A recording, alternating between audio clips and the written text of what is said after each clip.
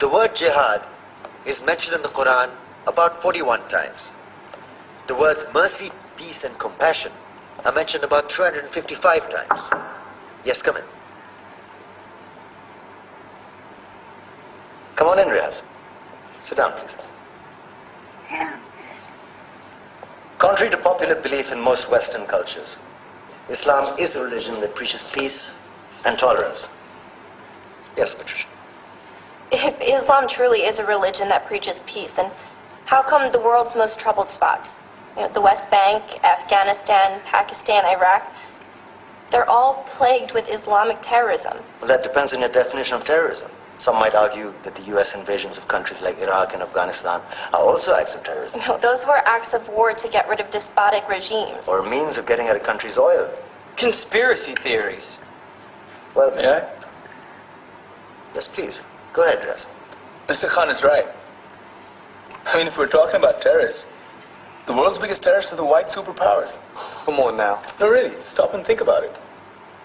Explain 9/11. Okay. Do you know how many people died in the Twin Towers strike? Around 3,000. And do you have any idea how many people died in the bombing of Afghanistan? Take a wild guess. More than 15,000 people died. And that's just conservative figures. About 50,000 tons of explosives were dropped on innocent civilians.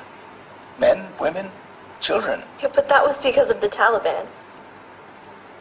Now that you brought it up, did you know that the Taliban was a creation of the CIA to fight the Russians? Whatever. They were still harboring terrorists. Yeah, right. Terrorists that were never found. Just like the weapons of mass destruction that were never found in Iraq. Do you want to get into the death toll in Iraq?